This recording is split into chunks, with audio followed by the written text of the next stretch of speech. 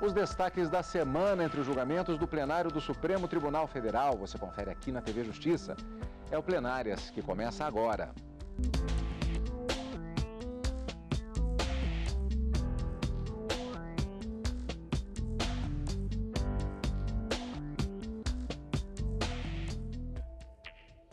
Hoje, com os principais momentos das sessões dos dias 29 e 30 de novembro, marcando o encerramento das atividades do plenário no mês de novembro de 2017, já nos encaminhando para o fim de ano, as sessões de dezembro, portanto. Karina, uma característica destas sessões plenárias, desta quarta e quinta-feira, dias 29 e 30, foi que nós tivemos julgamentos importantes e com decisão tomada no plenário do STF. É isso aí, Cadu. Na quarta-feira, um tema que já havia sido discutido no plenário do Supremo Tribunal Federal neste ano, mais especificamente em agosto de 2017, retornou à pauta de quarta-feira, repercutindo uma sessão monotemática, como você sempre diz, não é, Cadu? A proibição em todo o Brasil da utilização do amianto acabou sendo a discussão que tomou toda a sessão plenária da quarta-feira. E na quinta-feira, uma sessão também monotemática, cujo tema principal discutido foi a legislação que regulamentou e instituiu o programa Mais Médicos aqui no Brasil. Essa discussão acabou gerando uma divergência de votos em relação ao voto do relator ministro Marco Aurélio, mas os ministros acabaram considerando que sim, é constitucional essa legislação, não há qualquer violação com o texto constitucional e que, portanto, é válido o programa Mais Médico para levar os médicos de todo o Brasil aos lugares mais longes e mais longínquos para atender a população mais necessitada. Então, dois grandes temas no plenário, fechando, como você disse, as sessões plenárias e os trabalhos do Poder Judiciário agora no mês de novembro de 2017. Vamos começar então com o tema da quarta-feira. Como vimos, portanto, o Supremo Tribunal Federal proíbe a produção, comercialização e o uso de materiais com amianto em todo o país.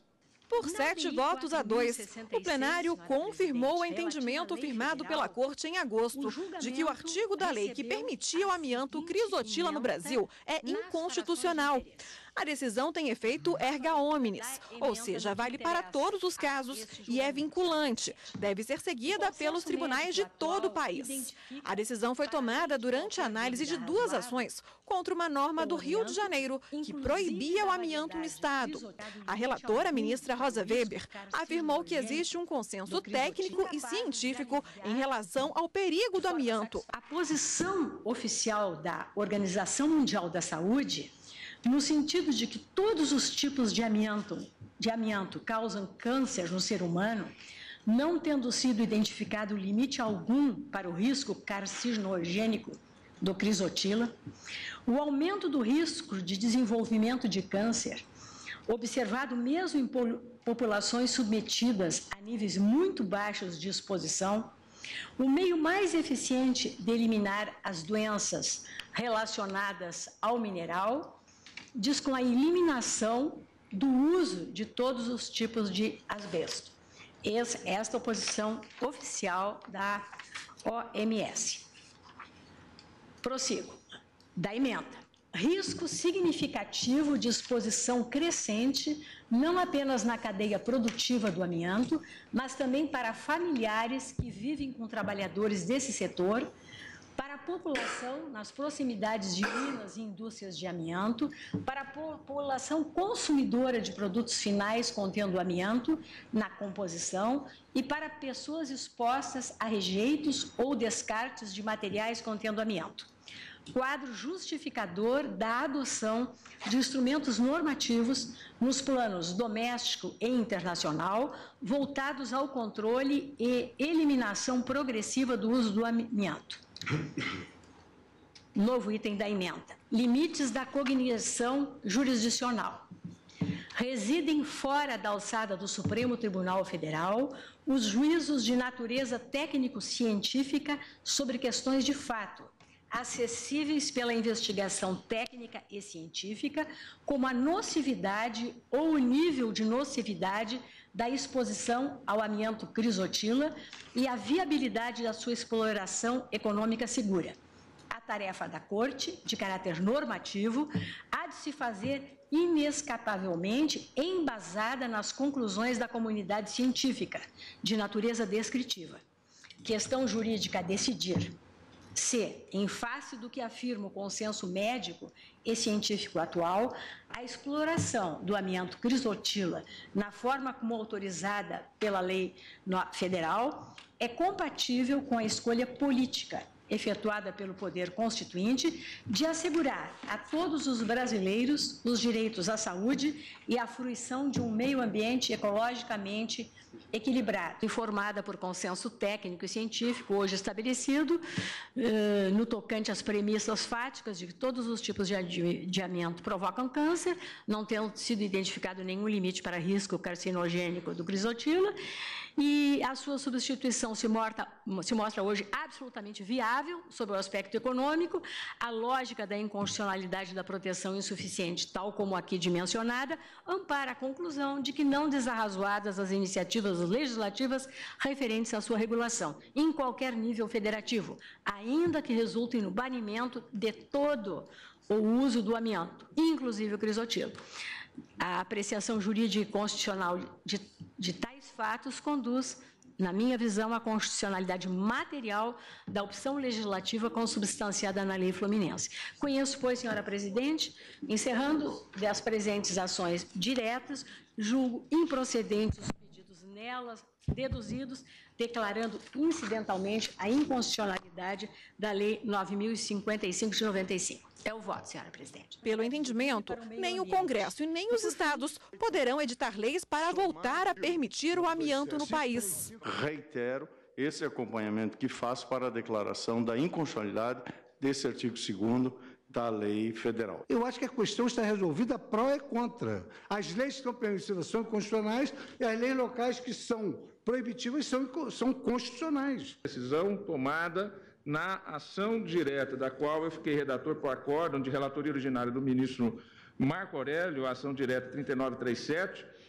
a decisão ali tomada tem eficácia geral plena para todo o território nacional, e não apenas em relação ao âmbito do Estado de São Paulo, ali, a legislação que ali se julgava. Nesses casos, nós declaramos a inconstitucionalidade não apenas da norma, mas da matéria. A utilização do amianto tipo crisotila, tanto como do outro tipo que é extremamente mais severo, quer dizer, que essa utilização ofende postulados constitucionais e, por isso, não pode ser objeto de normas autorizativas. Talvez, ministro Celso, nós estejamos caminhando, como eu disse, para um reconhecimento de que as matérias, sendo idênticas, sejam declaradas inconstitucionais. O ministro Alexandre de Moraes divergiu parcialmente. Se a lei federal proíbe todo tipo de amianto,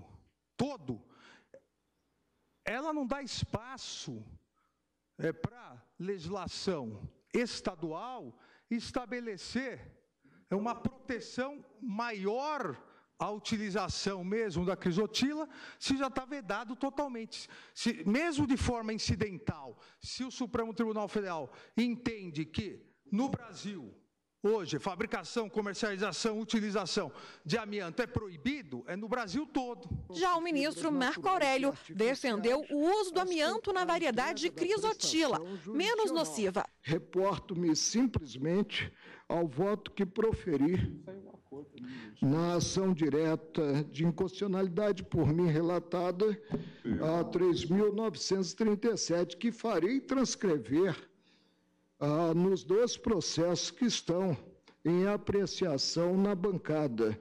Karina, como você disse, essa questão do amianto, na verdade, ela foi abordada e houve um entendimento do Supremo no mês de agosto. Por que vem ainda processos que estavam na expectativa de julgamento para esta semana?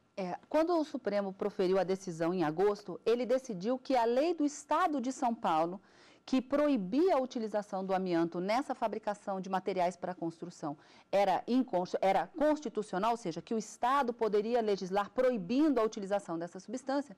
Fixou-se esse entendimento, mas ainda estavam pendentes de julgamento outras 5 ações, na verdade, 5 ações, 4 ações diretas de inconstitucionalidade e uma ADPF, questionando uma lei do município de São Paulo, que também proibia a utilização do amianto. Nessa quarta-feira dessa semana, os ministros se debruçaram sobre a discussão da lei do Estado do Rio de Janeiro, e contra essa lei eram 2 ações diretas de inconstitucionalidade da relatoria da ministra Rosa Weber, em que eles acabaram confirmando esse entendimento. Era necessário, a ministra Carmen Lúcia, até durante o julgamento, ela disse, era necessário que fossem trazidas essas ações para julgamento em plenário, para poder confirmar essa decisão e, assim, julgar extintos os processos. Então, por essa razão, o tema voltou agora para que fossem discutidos e decididos definitivamente sobre essa questão do amianto. Na quarta-feira, portanto, 2 ações diretas de inconstitucionalidade contra a lei do Estado do Rio de Janeiro, como eu disse, que proibia o uso do amianto.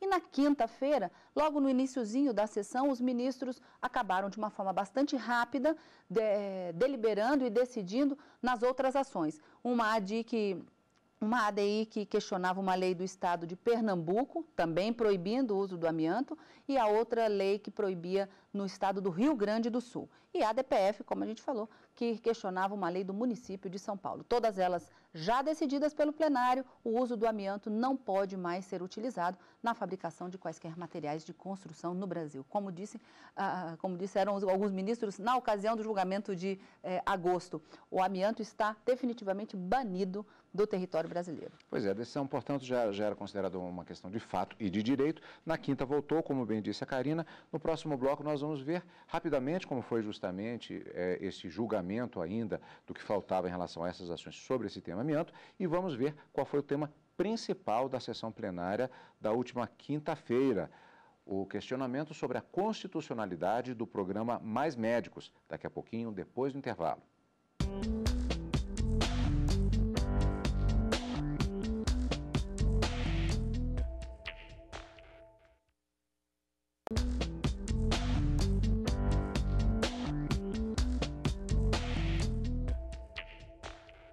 Estamos de volta com o Plenárias.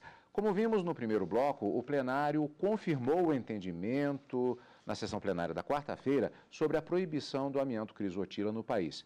Mas o tema ainda voltou ao pleno na sessão plenária desta quinta-feira, como vamos ver em instantes na reportagem, porque o principal tema, o principal destaque da sessão plenária da quinta foi o fato de que o Supremo Tribunal Federal declarou constitucional lei que criou o programa Mais Médicos. Agora, antes, vamos ver exatamente como foi esse retorno do tema do amianto, fechando as últimas ações da pauta sobre este tema.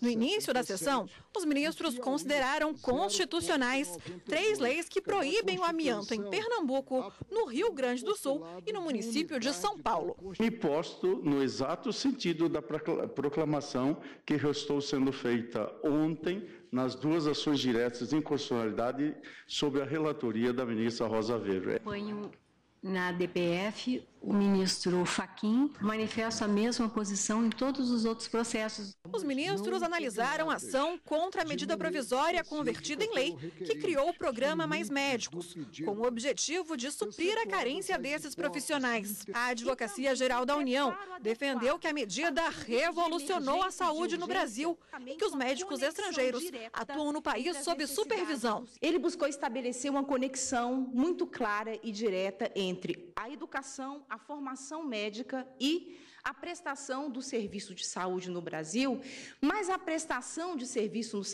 de saúde no Brasil muito atenta à realidade nacional, muito atenta às desigualdades vivenciadas pelo Estado brasileiro. O Conselho Federal de Medicina se manifestou contra o programa, alegando que 49% das cidades atendidas tiveram uma redução no número de médicos. Não existe a alegada falta de médicos no Brasil.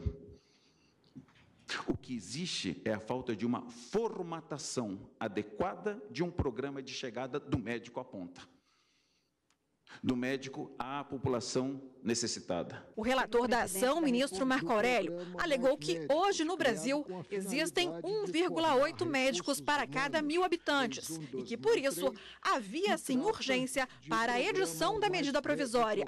Média considerável e inferior a de países latino-americanos com perfil socioeconômico semelhante e a de outros com sistemas universais de saúde.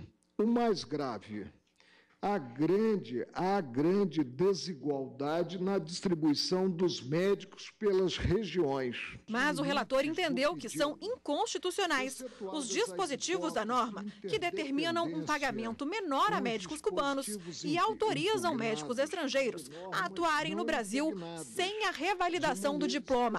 A dispensa de revalidação do diploma mostra-se incompatível com o princípio da proibição de proteção deficiente, por se tratar de medida inapta a promover de maneira constitucional o direito à vida e à saúde dos pacientes atendidos por profissionais cuja qualificação técnica, considerada a realidade brasileira, não foi suficientemente avaliada pelos órgãos técnicos competentes. O ministro Alexandre de Moraes divergiu, entendendo que a lei é válida, que os médicos cubanos que se inscrevem sabem das condições da bolsa oferecida e que não há exercício ilegal da medicina, ao não se exigir a revalidação do diploma dos médicos estrangeiros que atuam no Mais Médicos. Não há essa inconstitucionalidade. O artigo 16 da lei, o antigo artigo 10 da medida provisória, não estaria permitindo o exercício ilegal da medicina ao dispensar a revalidação do diploma estrangeiro do médico intercambista.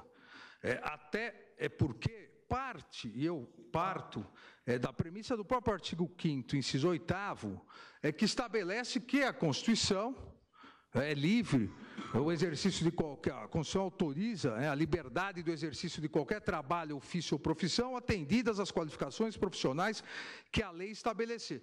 Não foi a Constituição que estabeleceu a obrigatoriedade de revalidação. A partir desse comando constitucional, a legislação geral prevê essa revalidação. Essa medida do artigo 16 seria, ao meu ver, e dentro do que o comando constitucional permite, seria uma excepcionalidade para o médico intercambista, exclusivamente, como diz o artigo 16 da lei, antigo artigo 10 da medida provisória, exclusivamente no âmbito das atividades de ensino, pesquisa e extensão do projeto Mais Médicos para o Brasil. Dispensado para tal fim nos 3 primeiros anos. Não significa, e aqui é o meu ponto de vista diverso do eminente relator, não significa que essa lei especial, essa norma específica em relação à regra geral, deixou de exigir a qualificação necessária para o exercício da medicina. Porque os demais artigos da lei colocam, inclusive, que esse médico intercambista vai ser supervisionado, a bolsa está ligada a uma universidade, a uma organização de ensino, à fiscalização do próprio Conselho de Medicina, ou seja, ele é médico, ele tem todas as suas qualificações atestadas e mais, fiscalizadas. Se ele não bem exercer a medicina, nesses casos do Mais Médicos, ele será desligado desse programa. A maioria dos ministros acompanhou a divergência pela total validade da lei que criou o programa Mais Médicos. Nós sabemos que esse tema esteve eivado de muita polêmica e de muita discussão, e também sofreu vários reajustes na própria legislação ao longo do tempo, e a própria legislação acabou por ser reformada no sentido do respeito mesmo aos pagamentos adequados e tudo mais. Também eu peço vênia ao ministro Marco Aurélio para acompanhar a divergência, para ir ajuntada do meu voto, mas também julgo improcedentes os pedidos, pelos fundamentos que foram aqui já longamente expendidos, especialmente pelo ministro Alexandre de Moraes. Karina, pelo voto do relator ministro Marco Aurélio, há uma concordância entre todo o plenário, ou seja, foi considerado constitucional em relação a, como eu disse, aos principais pontos. Dois pontos específicos, o ministro Marco Aurélio, nesse sentido, ele alegava que havia, no seu livre convencimento, inconstitucionalidade. Foi a diferença do voto dele para o voto do ministro Alexandre de Moraes, que considerou toda a constitucionalidade do programa Mais Médicos, o que foi seguido pelo plenário. Exatamente. Apenas a ministra Rosa Weber acompanhava o relator ministro Marco Aurélio nos dois pontos que acabaram formando essa divergência e considerando que todo o programa Mais Médico, criado a princípio por uma medida provisória, mas convertido em lei em 2013, continue valendo em todo o território nacional, já que compatível com a Constituição Federal. O ministro Marco Aurélio, ao longo do seu longo voto, que demorou a primeira parte da sessão e adentrou um pouquinho na segunda parte, considerou que a falta de planejamento ou a dispensa da revalidação do diploma adquirido no estrangeiro para que o médico estrangeiro pudesse exercer as atividades aqui no Brasil seria absolutamente inconstitucional. E nesse ponto o ministro Alexandre de Moraes abriu a divergência para entender que a Constituição não determina que haja a revalidação do diploma. Essa é uma exigência prevista na lei. E quando a medida provisória criou esse programa e estabeleceu uma excepcionalidade para afastar a necessidade do revalida, não deixou que esses médicos, no exercício da profissão, ficassem sem qualquer tipo de controle ou fiscalização, já que o próprio programa estabelece uma forma de acompanhamento e fiscalização desses trabalhos, cujos médicos que estiverem inseridos no programa Mais Médicos, se não for cumprido, já que eles serão supervisionados pelos conselhos de medicina, uma vez que eles não cumprem essas determinações, eles poderão ser excluídos do programa. Então ele disse, não há exigência do revalida, mas também não há uma desqualificação ou não há uma desnecessidade de se cumprir aqueles requisitos de qualificação profissional, já que haverá esse acompanhamento durante todo o exercício da profissão, durante o programa, conforme estabelecido lá nos requisitos. E um outro ponto que o ministro Marco Aurélio também entendeu que seria inconstitucional, por violar o princípio da isonomia, ou chamado princípio da igualdade, seria a diferenciação do pagamento a menor do valor vamos dizer assim, do salário desses médicos estrangeiros em detrimento dos médicos brasileiros. E aqui o ministro Alexandre de Moraes também acabou estabelecendo que não haveria qualquer tipo de violação, porque a relação não era de vínculo empregatício, mas sim uma relação de ensino e prestação de serviço realizado entre os países que acabam concordando com essa forma de inserção dos médicos estrangeiros no mercado de trabalho interno.